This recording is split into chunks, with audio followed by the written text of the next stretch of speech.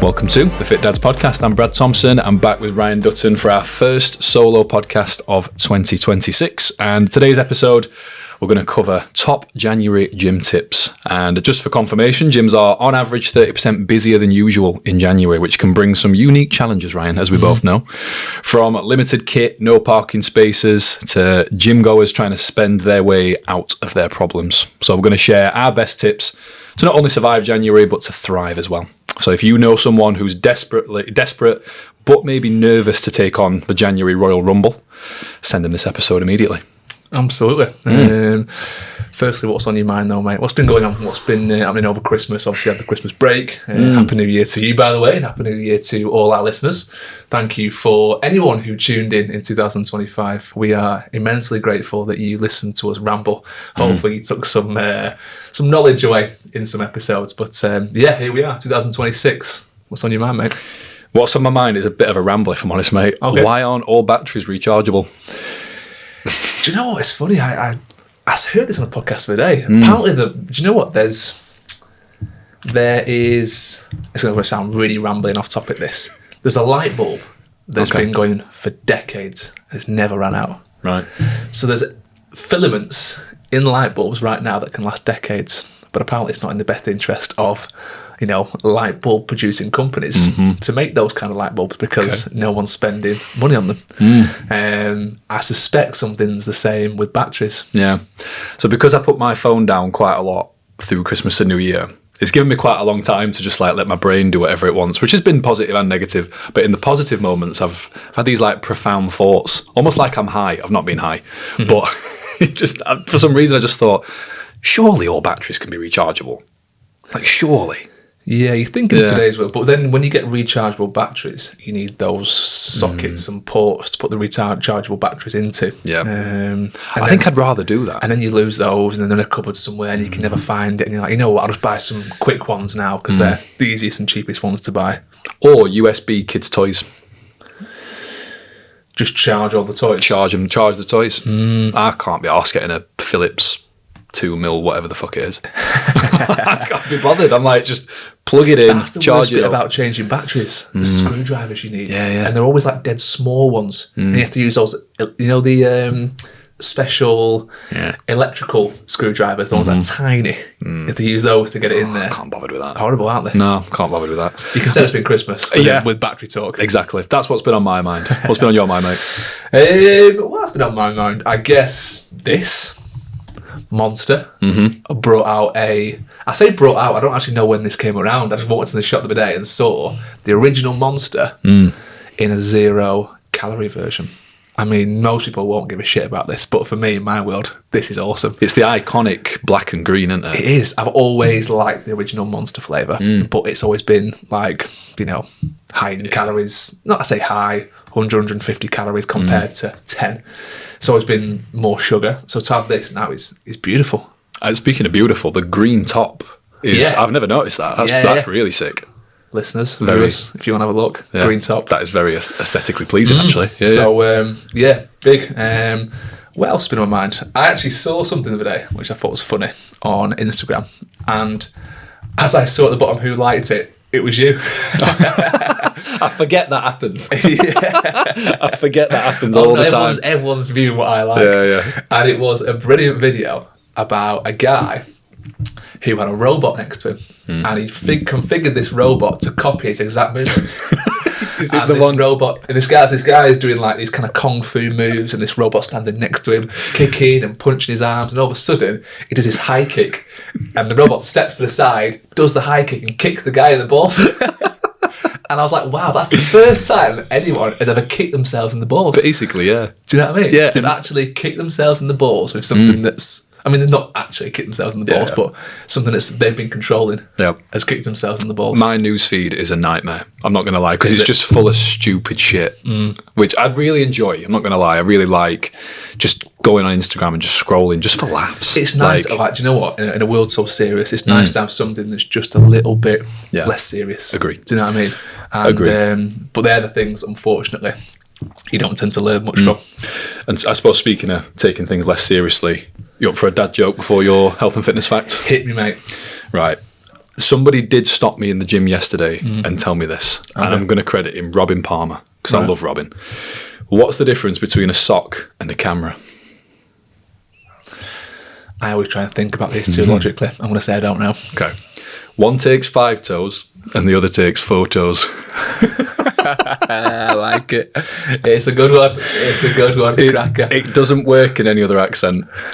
So you have to say photos. Is that Leeds? It's like a Leeds accent. Photos. Yeah, it is photos. Yeah. It's a photo. Yeah. It's not. That's not Yorkshire, is it? Are you saying Leeds in Yorkshire?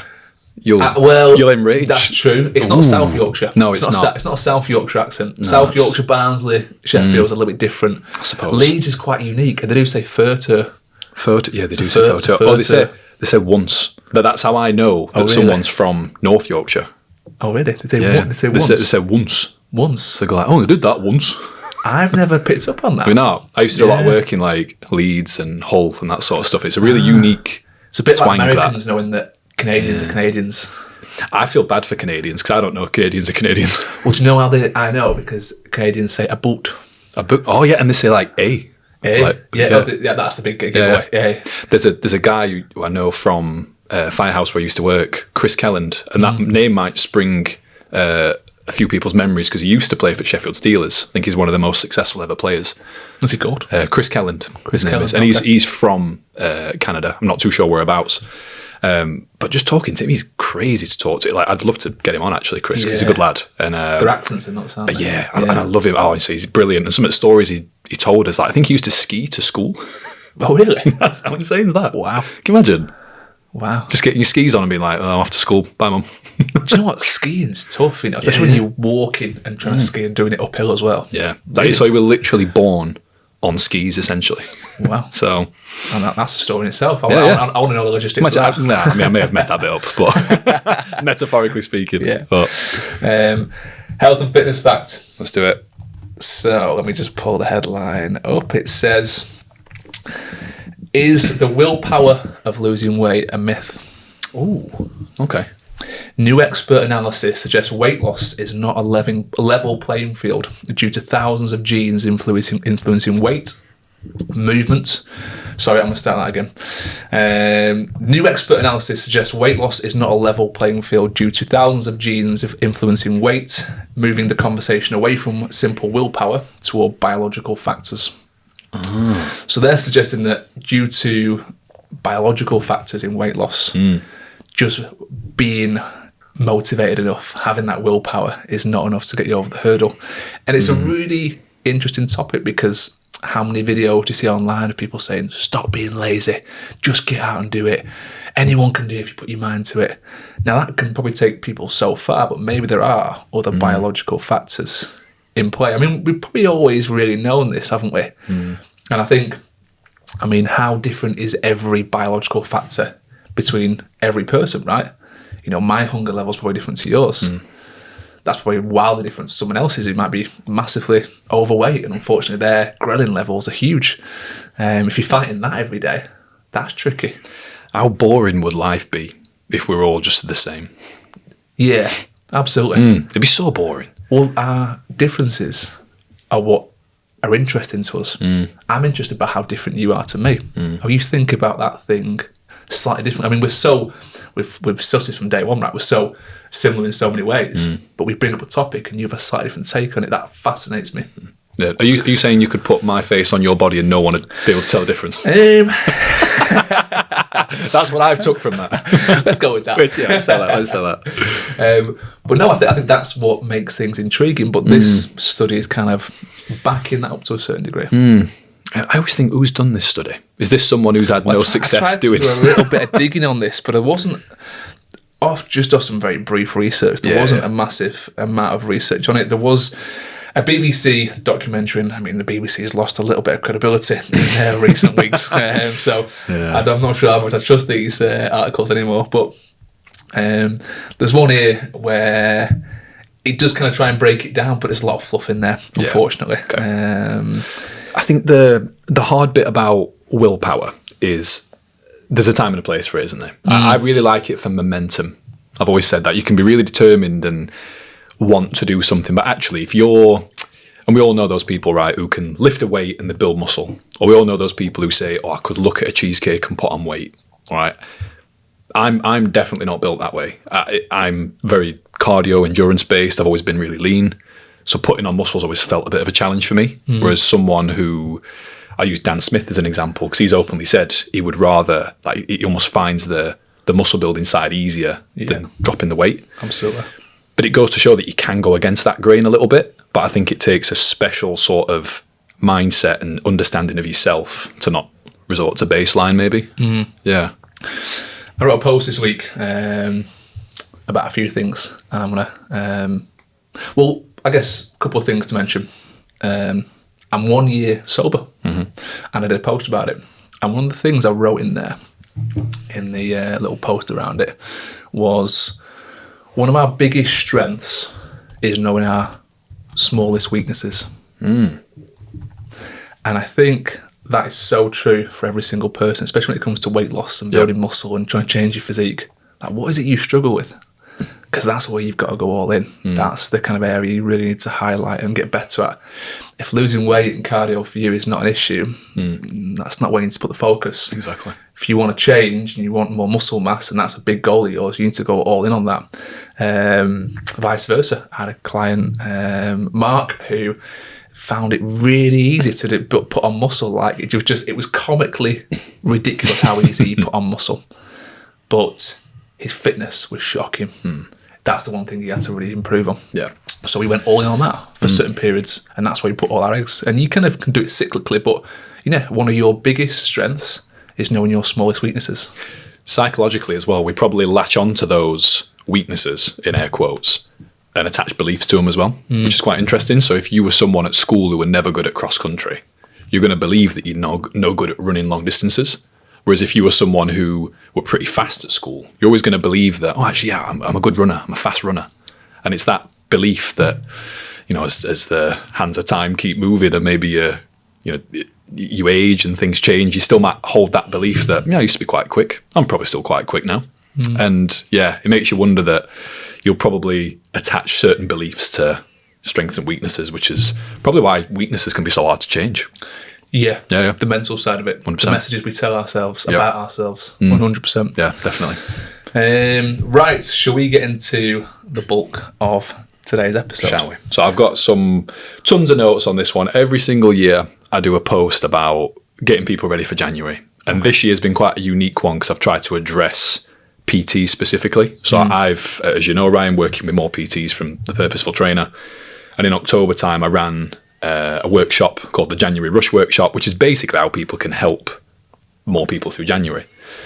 So it's been a bit of an annual thing for me, so I'm fairly well researched on it, and just some of the topics, like, I'm hoping to take this a bit more granular today, but two words that I put down is the Royal Rumble. Do you remember that from the WWE? Oh, absolutely. That's how Royal Rumble. That's how January feels.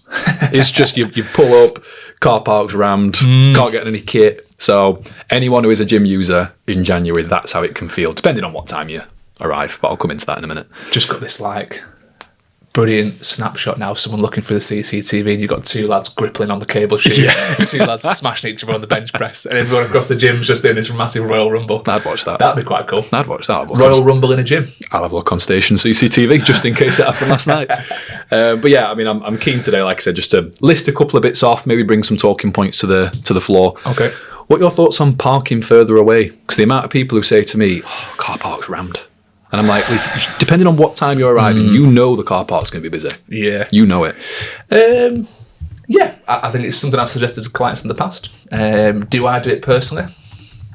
Yes and no. Depends how far away it is. I won't try and... I'm not one of those people who tries and gets as close to the front door as possible. Yeah. But I don't mind parking a little bit further away. I won't purposely park on the other side of the car park. Yeah. Normally, it's just from a time perspective. I'm usually, whenever I'm going anywhere, I'm in a bit of a rush. I'm on a time schedule. I need to kind of get in, get out kind of thing. But I'm not against parking, away from the door for sure. It's quite a loaded question, this, Ryan. Okay. Are you a stalker in car parks? Am I a stalker in car parks? And let me explain. I mean, I'm going to feel like you're about to clip this up and put something in my mouth here. That's the plan. So imagine you pull into a car park, right? You see someone walking back to the car. Yeah. Do you slow down and track them? Or you just like, let me see what's around the corner, and will you drive on? If it's busy, If it's busy. If it's busy, I've got no issue. But what I'll do is, as a nice gesture, usually, is I'll just wind the window down and say, sorry, mate, are you going back to your car park's round? If you are, can I follow you? Is that all right? Yeah, that's the right answer. Normally they're pretty good at it. That's the right answer. Is it? Yeah. Okay. The amount of people who just don't do that, they're so like tunnel vision, just looking for spaces. I'm looking for people.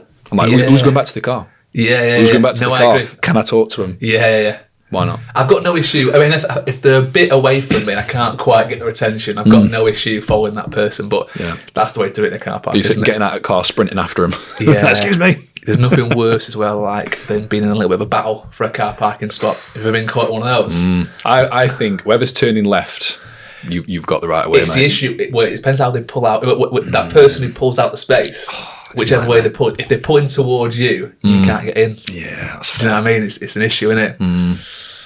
Oh, nightmare. Anyway, before we go deeper into car park chat, the obvious one for me is have alternatives in the gym. So if you know that gym's going to be busy, maybe have option A, B, C. If you work with someone, have a chat. If they've put in bench press, and bench press is in there for a reason, like in terms of it could be strength development, or is it just we just need a pressing movement in there? So instead of doing your bench press, can we maybe go for dumbbell chest press, weighted press ups, something like that?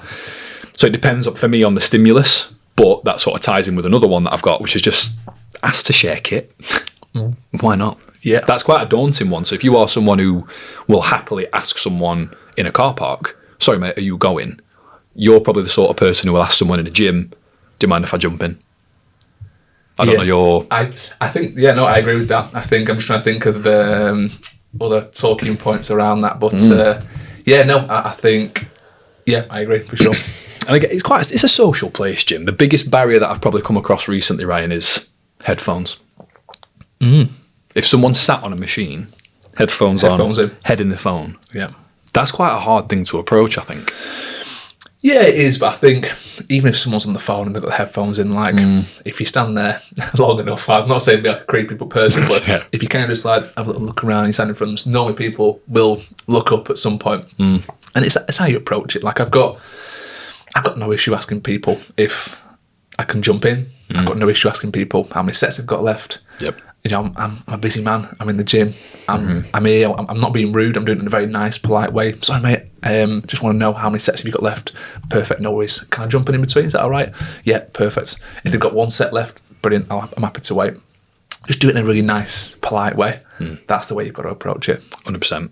Again, it's just being a decent human being. And again, alternatives. I think if you are unsure on alternatives, if somebody comes into station, for example, and they know you're a coach, I know full well you're going to be open to questions. If they maybe ask you and say like, I'm struggling to get on this, have you got any alternatives for me? Speak to coaches. That's just one thing that I encourage more and more people to do. Yeah. And maybe there's a hesitancy there, because if I speak to someone, I don't know, if I go sofa shopping, for example, which I've actually been doing, I'm terrified of talking to staff there. Really? Yeah. Why? 'Cause I just can't be arsed. I feel like they're going to try and sell me something. Yeah, that's the and issue, I'm like, isn't I'm it? literally just browsing. Yeah. Whereas there's certain shops you go into, a car showroom, for example. Yeah. If you approach one of the salespeople, oh no, they've got me. There's that feeling, isn't there? They've got me. They're going to start. If I ask him like, can I get leather interior in this car? Yep. There's a chance they go, right, we're in it. He wants to know about the car. You know straight away. Maybe a sofa shop is the same. Yep. I kind of go over with a very hard stance. Like, sorry, man, I just wanted to ask. I've just got one question for you. These sofas here, X, Y, and I'll ask them X, Y, and Z about it. And I try and make that point. I've just got one question for you, and I'm going to leave you to it, kind of thing. That's a nice way of approaching it, that. Yeah. Yeah. I would try and think, how can I come across nicely, but also in a very short way? That's my approach. Fair. That's fair. And I put this in a post recently about most coaches will actually have certain resources. Okay. So I think if you can actually ask said coaches, right, I'm looking for an alternative for this, have you got any advice on it? You might build up a bit of rapport with that coach, and they might say, do you know what, working on a guide, let me send it you over. Like, everybody wins then. Yeah. The coach gets feedback on if it's actually helped you, and you get help. That's probably what most people's issue is with speaking to coaches. The fact that they might go, oh, actually, I've got this program that's £200 a month. Do you want to sign up? Do you know what I mean? Like, no one wants to get caught into that. But yeah, most coaches are willing to help, Yeah. even if it's a small suggestion. True. Yeah, for sure. I can't help but feel like in a world of technology and people who are just YouTubing stuff all the time, we are maybe missing that, that personal connection, that just talking to people, having a chat. Yeah. If you don't want to, if you want to come into the gym and put your headphones in, sound. Yeah. That's fine. But if you are someone who's there, you're a bit nervous, it's busy, have a chat if you can. Yeah. Also depends on the type of gym. Like the most prevalent gyms nowadays are JD, Pure Gym. Yeah. These gyms aren't known for being very welcoming. I think we're quite rare in our gym because it's a locally independent run gym. Yep. People are wanting to help. People are wanting to go out their way to build a community and a vibe. And I think we forget sometimes that you can't just walk into a Pure Gym and ask for help. You actually can't. Honestly. Like, I agree. Do you know what I mean? Yeah. Most Pure Gyms, trainers with someone. Staff running around here, there and everywhere. And with the JD down the road that I used to go to, nightmare trying to get hold of someone. Yeah. There was like a little office thing with a kind of locked door that you had to go and knock on, and you always felt really weird about knocking on it. It was almost like it was actively discouraged to speak to staff. There was no one there really to help. It was like they're around. If you can catch them, you can catch them. Which is mad, really. Like, I don't go to many budget gyms, but if there's anyone listening, or if there's anyone listening who works there or who maybe attends a budget gym, approach the one on the gym floor. The one who's actually looks bothered. Yeah, Like, yeah, absolutely. why not? Yeah. They're the one. You can stick out like a sore thumb as a coach by just being approachable, just being that someone Yep. who actually gives a shit and is actually out and around and willing to help out. You can pick up loads of clients just doing that. You really can, especially in those gyms. 100%. Is there any kit that you don't encourage people to share, Ryan? Because You don't encourage people to share. That's a good question. Anything that when you're on it, you'll be like, no, this is mine, I'm going to use it, and then you can have it afterwards. maybe its setup's a little bit precise, or it's very personalised. Yeah, that's an issue. Like, there's certain pieces of kit, like if someone said, can I jump on that bar and a deadlift with you? Well, are you lifting the same weight as me? Are you on a squat? Are you squatting the same as me? Are you the same height as me? Are you the same That's a height big as thing. me? Yeah, Big absolutely. thing. Yeah. Like, I mean, there's only one safety bar at our gym, so if someone wanted to use that, it'd be a bit tricky to jump on that. Yeah, it would. I think that kind of stuff's, it's kind of an unwritten rule that if someone's using a barbell that you want, you don't go and ask them if you can jump on in between it. But if there's a machine that's static and can be easily changed, that's an unwritten rule of like, if someone wants to jump in, they probably can do. Yep. Easily changeable. Is there anything that I would recommend machine-wise that someone doesn't jump in on? Maybe like the plate-loaded machines. They're quite tricky because you've got to change plates around, stuff like that. Sometimes that's a trickier bridge to barrier to bridge, because you have to then ask them, can I move these weights around? Can I take some off while I do my set? That's a bit trickier. But the pin-loaded ones, I think, are pretty much good to go. 100%. Pin loaded, anything cables. Yeah. Easy breezy. I think anything you've got to maybe change a pad or change your seat height or something like that, it can get a little bit funny because, you can sit there and be like, okay, I know this is personalised for me now. I don't know what I have hamstring curl number backrest on. I couldn't tell you. I just sort of get on, make sure it feels all right. Yeah. And that's me as a, fitness professional of 15 years. Yeah. It's mad.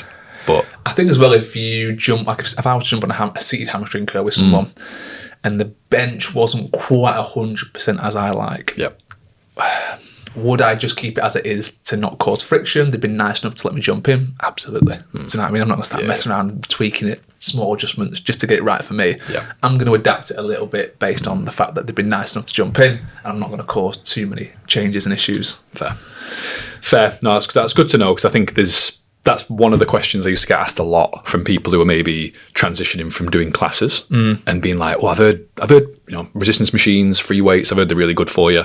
Let me transition into that a little bit. And it's a different etiquette, really, isn't it? Yeah, I guess so. Yeah. The other sort of bit of advice I've got for someone is potentially trying a new training time, because 4:30 onwards in the week, it's game over, isn't it? So busy.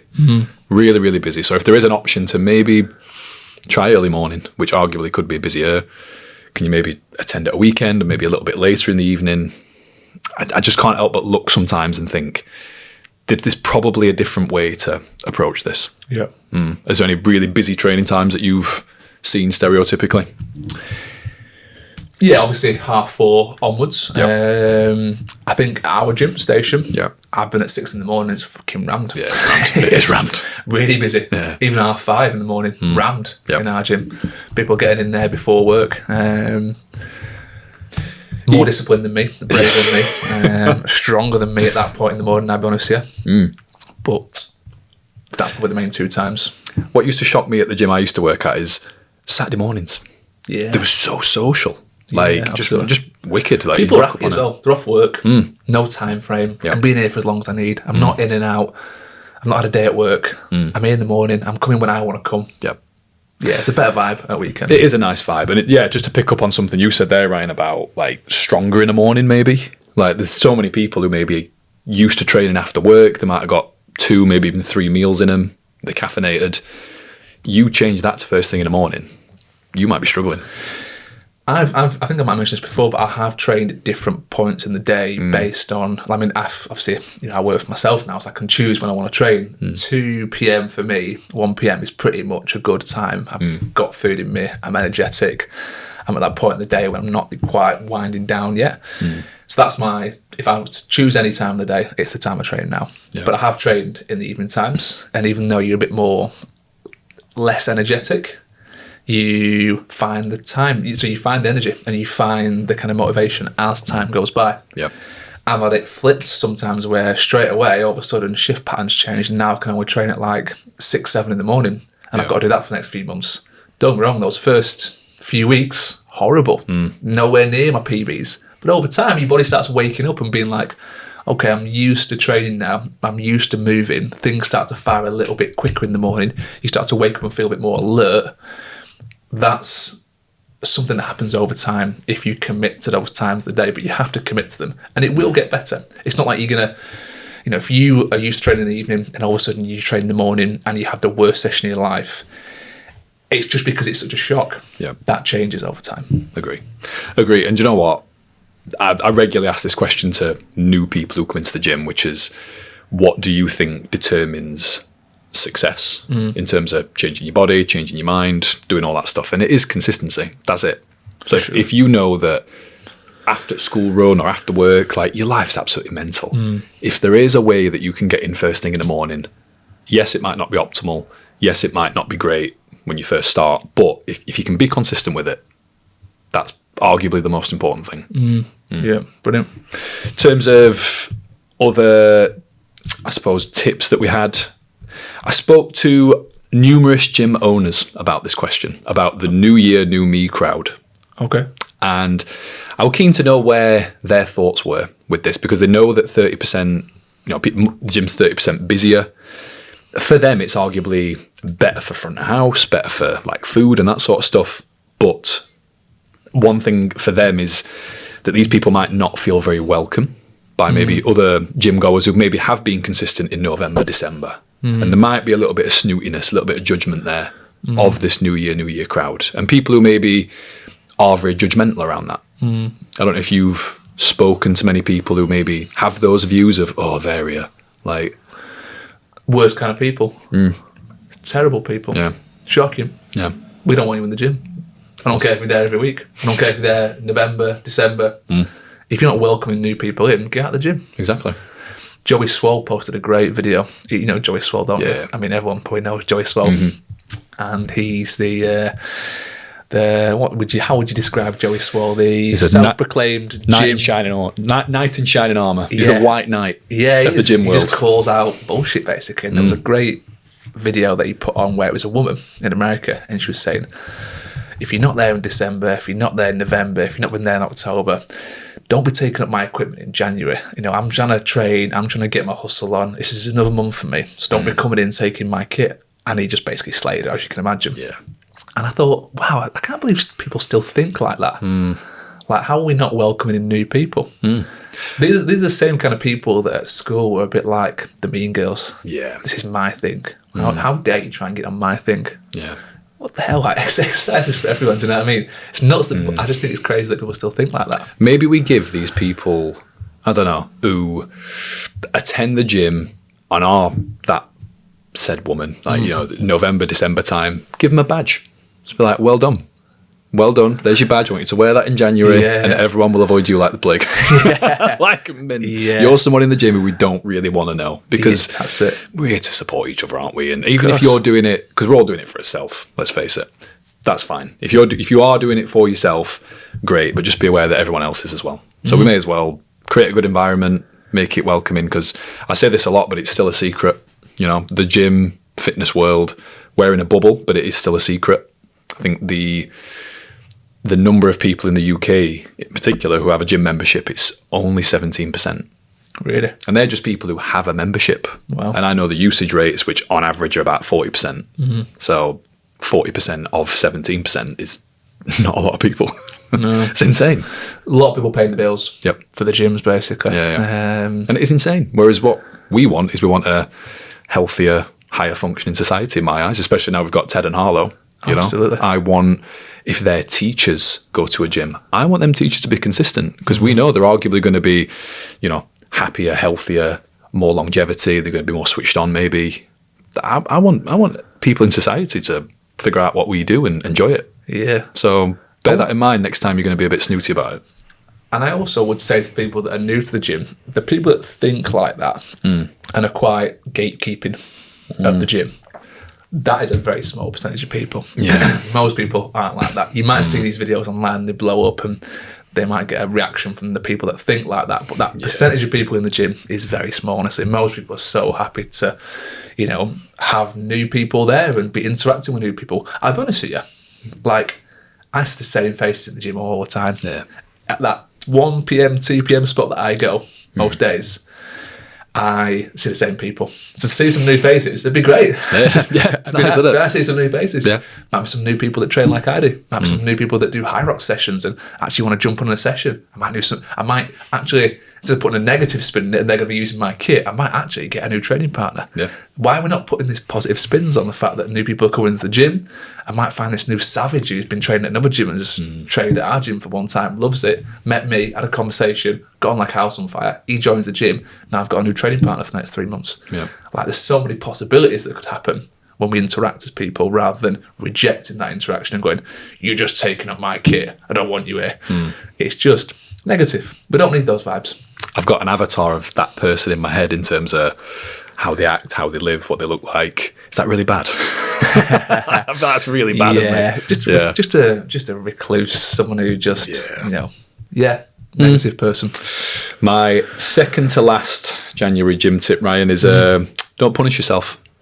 Don't punish yourself. Don't punish yourself. This is a key thing. I see two people go too hard too soon, and I feel like I've like a broken record on this pod talking about the melting pot of DOMs. Yeah. That delayed onset muscle soreness is intensity, novelty, and volume, essentially. So if you're shocking your body with all three of those, if you're going really intense, if you're doing stuff that's novel, like a boot camp class, and you're doing loads of volume, you're lifting, light weights for high reps, you're gonna be sore as hell. But people might think, well, I've been bad in December, so I'm going to punish myself in January. Yeah. We can do better than that. Yeah. Yeah. I think we've got to come from a more positive spin. Like, we know, the gym industry, there's always a bit of a lag effect. I think the usage rate goes up in January, but people who actually might want to invest in help usually comes in February. Do you notice that, Ryan, where maybe inquiries go up or people reaching out for help goes up quite a lot? In January? January, February, yeah. January, yes, small increases. Yep. February, definitely. March, definitely. Yep. February and March for me have always been bigger. I think a few reasons, really. I think, number one, people try and do it by themselves. Yep. I think people just go, right, new year, let's see if I can get this ball rolling. I'll start kind of getting to the gym, start moving more. They get 2-3 weeks in. They've not made many changes. Old habits have slipped back in very quickly. And they realise I need some help. So they get to the end of January and go, yeah, maybe I need to kind of get a coach involved. Number two, it's probably cost as well. Cost of coaching is a little bit more expensive than getting a gym membership. So they might go to the gym in January. And then once they've paid off Christmas and, also so that kind of just, because people get paid on the 20th of December, is it? Yeah. So you've got 5-6 weeks before people get paid again. So people are actually kind of scrimping a little bit towards the end of January sometimes. Yeah. So that has to be taken into account. But yeah, usually February, March is the time when coaching goes up. I've had a couple of people mention to me, I think I dropped it on here, about every single month, I'll just put aside a little bit of money to sort of pay for Christmas, like throughout the year. Right. And I've had a couple of people be like, I'm going to start doing that. It's only going to be a little amount, but that might pay for, as day trips out, that sort of stuff. And cause it's only a nominal amount. It takes a lot of pressure off. So if you are someone who feels like you're living like a pauper in January, it's hard.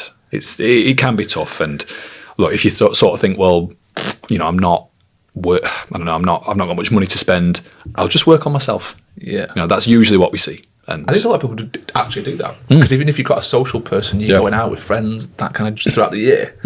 In January, people go, well, what can I do that's low cost? Not going to expend too much money. Yep. Go out and walk. Go out for a run. Go into the Peak District on a long hike. Costs nothing. Go into the gym. As long as you're paying your membership, costs nothing. People spend more time in those places because of the cost efficiency of it. That was actually my last tip, which is avoid the gym. Avoid the gym? Which is mad, isn't it? Okay. Which I don't mind talking about that, but if you are someone who maybe is really, really apprehensive about going to a busy gym, like, get yourself out there in nature. It's a big world. Go for some walks. It's all free. If you are struggling maybe financially, do all the free stuff first. You don't have to sign up for a gym membership because it's January and because this offer's on. Just, if you want to take it at your own pace, you want to go out walking more and more, get some fresh air, get some actual sunlight if you can. Why not? Agreed. Why not? Yeah. I think not enough people do that, and actually more people will progress doing that than they will do actually in the gym if you can get it right. Yeah. And the amount of people who maybe wake up and go to the gym and just go on the treadmill. I know people do that for logistic reasons. You might not want to be up walking early morning in the dark. It's a bit shifty, isn't it? Yeah. But if there's a way that you can make it social, why not? We know it's quite an isolating time in December, January. That's what I notice anyway. So some people can just lock themselves away, work on themselves, but what a great way to socialise and stay active, get out and about, get some fresh air. Why not? Agreed. Can't back up anymore. 100%. And final comment from myself, Ryan, is just a quick nudge for PTs as well. Okay. All right. Like I said, I want to speak to PTs directly. So if any gym goers are listening, I want you to know that it is the PT's job to help. Yeah. And anyone who you see who is moaning, PTs who are like, there's all these new faces in, all my clients need alternatives. Yeah. It's your job. Find alternatives, educate, figure out. In December, all my clients, they now have alternatives of what to do in January. Yeah. And we purposefully said, right, there's your A exercise, there's your B exercise. If you can't get on that, try that. Yeah. And we've been super cognizant of it. It's a great idea. Yeah, it's a great idea. Having like an exercise bank of things that they can pull on and go to as backups. Absolutely. Any parting words from yourself, Ryan, about, I suppose, how people can make the most of January in the gym? You got my tips? Well, have you got a few? I've got two. Ooh, go on then. Let's go for it. But one of them I think will be the most important bit of exercise suggestion that I can think of, because when I was thinking about this, I wanted to avoid like really generic shit. Yeah. I see so much generic shit this time of year. Eat more protein. Yeah. Stay hydrated. Prioritize sleep. I just cringe when I see all that shit. It's the basics. It's what we know. Yep. So I was just thinking, like, what is the number one thing and the number one rule I can give people? Like, what is the best piece of advice I can give? And I really sat down and had a good think about this. And the number one reason most people fail at weight loss in January, or any time of the year, in fact, is because they do the hard stuff when it suits them, and they sack it off when it doesn't. You can sugarcoat that however you want with excuses, but that is the facts, right? So this year, commit to something challenging daily. Walk 3K, do 30 press-ups, do 50 squats, do 100 sit-ups. Pick something that's difficult for you, something that seems a little unachievable, and do it every day, consistently, for a minimum of 30 days. That's the way you build resilience. That's how you instill habits long-term. That is how you break that cycle of stopping every time a hurdle presents itself. Go all in, commit on something tough every day, and prove to yourself that you can still do it. So that's my first tip, is do something hard every single day. That is my first and best tip, because frequency matters. I think frequency over intensity is the most important thing in January and any time of the year. If you can just do something every day, that is the secret. It really is. I mean, if you didn't train for a week, Brad, how would you feel? Ooh, sluggish. Probably feel a bit down as well. If you didn't train for a month, how would you feel? Like I'm a fraud in my career right now. Yeah. You wouldn't feel good, right? No.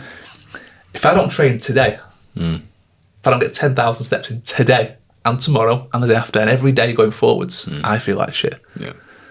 Our standards for ourselves are really high in terms of frequency.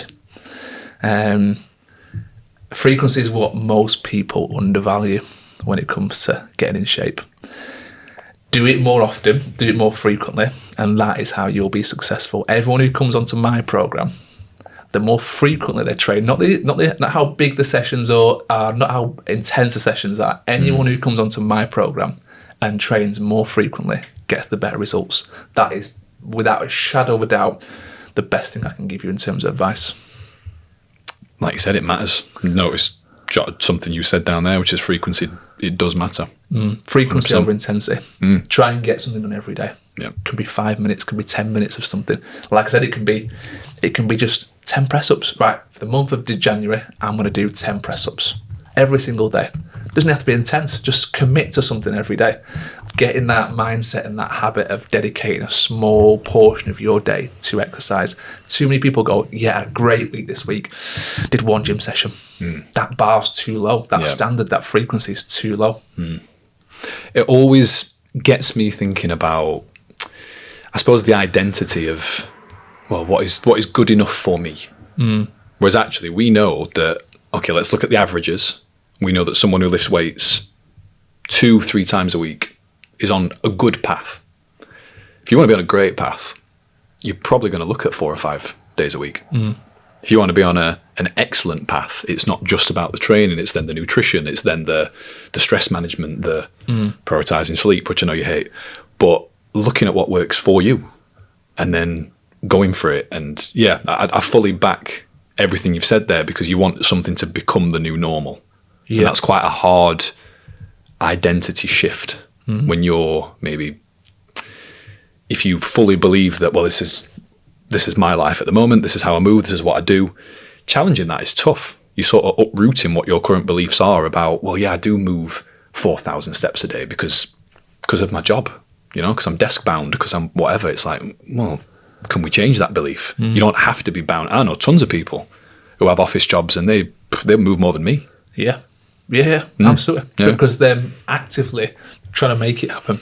They're looking at stand-up desks. Yep. They're looking at walking pads. They're looking at bikes they can have in front of the TV at night so they can get a few kilometres under the belt while they're watching TV. They're being proactive. Yep. They're not just saying, oh, I've got a desk job so I can't get in shape. Yeah. Be proactive. And I think, again, like if someone was to start with 3 sessions a week at the gym, we're not going to turn around and say, that's not great, because that's an awesome place to start. 100%. But if you do Monday, Tuesday, Wednesday, and then Thursday, Friday, Saturday and Sunday you don't train, guess what? Come Monday, you've had 4 days in a row now where you've not been reinforcing that thing that you really want to do. Yeah. So this is why I think frequency matters. You can have 3 gym sessions Monday, Tuesday, Wednesday, but Thursday, Friday, Saturday, Sunday, get out and do something. Go for a walk. Do some press-ups around the house. Do something on that day that's just keeping that little thing in your mind that you're trying to improve on there, alive, working towards it. I'm glad you clarified that, because some people might think, oh, I've got to go to gym 7 days a week. That's one of the reasons why in one of my tips I literally put avoid the gym, because it doesn't have to be in the gym. Like in our new house, we're going to have a garage. I've never had a garage before, Ryan. I don't know what to do with it. Okay. I ain't got a clue. But I know there's a dartboard going in there. I know I've got my dumbbells going in. I'm going to get a pull-up bar. Brilliant. Why not? This brings me on to my second tip, which is this is the year of low barrier entry exercise. The gym, you've got to get ready at home. You've got to get in the car. You've got to go there. You've got to park. You've got to get in the changing room, get sorted, put your bag away. There's a big kind of, what would you call it? Kerfuffle, shall we say? Kerfuffle. I don't think you've ever said kerfuffle on podcast before. I don't know where that came from. It's a good effort. I don't say it a lot. A big kerfuffle that happens before you got to get to the gym. Do you know what I mean? big barrier to entry, huge barrier. And if you're not used to going to the gym weekly, that's an issue. This is why I'm saying do press-ups, squats, sit-ups, go for a walk, get some dumbbells around the house. It's so easy to get a really good 20-minute workout in. Some of the best transformations we've had here have been people who've just been at home using dumbbells and body weight stuff. You can have an amazing workout. We've got ChatGPT now that can even write workouts for you. I'm saying that as a coach who writes workouts and might put myself out of business. Yeah. I'm hoping it doesn't happen. But it's so easy now. The barrier to entry to get training in is so low. And I think we build it up in our mind. By the time we've built these things up, we could have just done 5, 10 minutes, 20 minutes, half an hour at home. Yeah. Could have put your trainers on, got out the front door. Prime case was yesterday. Like I told you, yesterday was a shit show for me. I had some sessions in the morning. Amy drops it on with Harlow's nursery is not open, so I'm on daddy daycare last minute.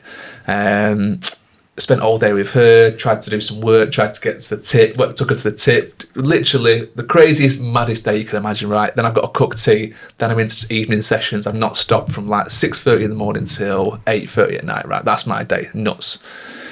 Then I've got to walk the dog. I mean, for fuck's sake, I've got to go out and walk the dog now for half an hour. I've not trained.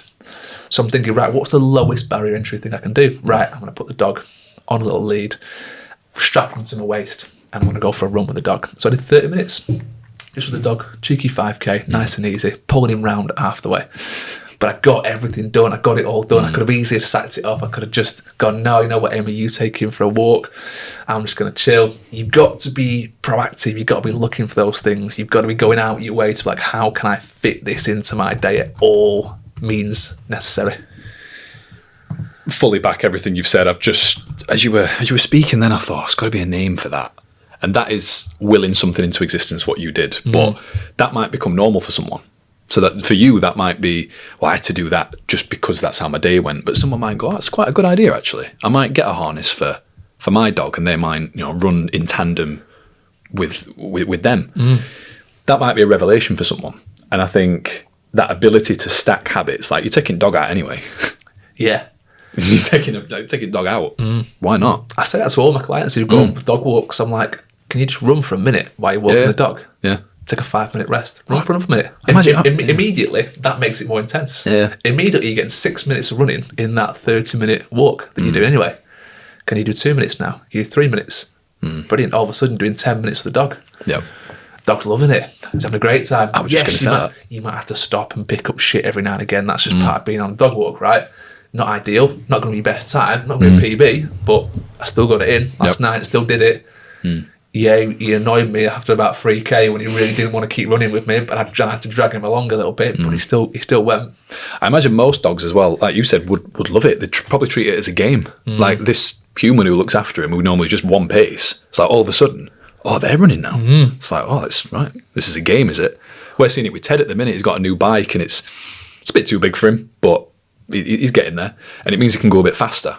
So if he knows the rules, stay where I can see you.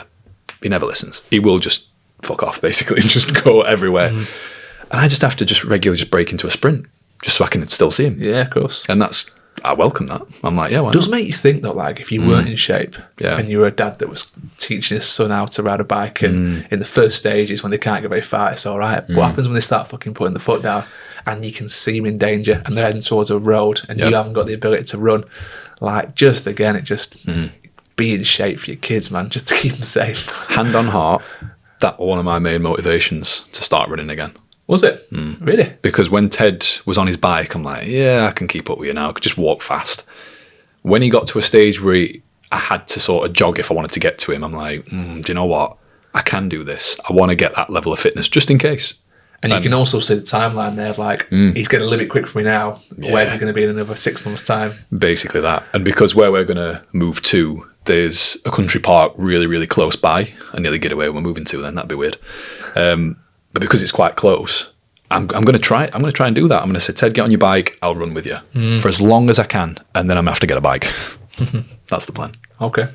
Well, yeah, I've been looking at bikes as well. If you get a bike, mate, we'll have to go out and we'll have to go on some Fit Dad's bike ride. I mean, shout out to my mate Joff as well. He bought an amazing mountain bike and then he went on a bike ride with his mate who's got an e-bike, and now he's got an e-bike. So he's just got a spare bike. Oh, nice. And now he's bought himself a nice big truck as well. So we're gonna hopefully go out on this thing out of the truck you were mentioning last session. It's amazing. It's like a monster truck. Ted loves it. Oh, brilliant. But now, I hope that's been useful for people in terms of January gym tips, because it can feel weird, and I can't believe I'm going to go on this tangent, Ryan. But have you heard about the year of the horse? The year of the horse, is this kind of comes from Chinese? Is it the Chinese year of the horse? Is it Chinese zodiac? Apparently, it's the year of the fire horse. Right? For context, I'm not really into this stuff, but enough people have spoken to me about it that I'm like, okay, I'm going to prick my ears up now and think about this. And it says it occurs every 12 years. The next one starting February 17th, 2026. And I'm starting to see the world shifting a little bit now, where maybe people are starting to prick up. And again, what does the fire horse represent? I'm glad you asked, Ryan. Bravery, energy, independence, power, sociable, and adventurous. And everything we've spoke about there involves you being brave, involves you going to go and speak to somebody, involves boosting your energy from daily movement. It involves you taking ownership and being independent. It involves you being a bit more sociable and getting out in the world, maybe. And I just thought, so I hope you're proud, Mum, because I've mentioned Chinese zodiac. Does she like that stuff? She loves that stuff. Yeah. No, but I back that up as well. I think I'm not very superstitious. I'm not sure how much you believe in all this stuff, but look, if this is the year you're going to turn it around, we've got some great tips in there that if you just apply them and listening to them is one thing, implementing them, taking them on board, planning it out, thinking logistically, how can I do those things that those two guys have mentioned? That's another thing. And that's what you've got to really go away from here and do. And how many people will listen to this and go, yeah, you know what, that all sounds great, perfect, I'm going to take that on board, and never do anything with it. It's all down to you. Now, that being proactive with fitting this into your life in this first few months, don't wait around until March, April, May. Get this going in January right now. This is the year. Like I said, it's the what is it? Fire horse. Year of the fire horse. It's the fire horse year. Yeah. Come on, let's get this going now. I thought you were going to say summer is coming. It's like a bit early for that. I wish it was. It's Baltic outside. I could do a little bit of that. I'd love some sunshine right now. Anything else you want to add on to this episode, Brad? No, just again to get people's feedback. We'd love to know if yourself is struggling or you. Yeah, because again, we see it from a bubble. My input. I've had 15 Januaries in this industry, so I've seen these things come and go. I've seen how the world works, how the gym industry works, but we're in a bubble at the end of the day. So I'd love to know what people, what their views are, or maybe if you've never even stepped foot in a gym, like what's holding you back? Where can we start? Awesome. And all I'm going to finish with is just saying that if you guys are enjoying these episodes, if you're taking a lot from them, reviews massively help us out. They just mean that the show grows on all the different platforms where it's aired, and we can get bigger, better guests on.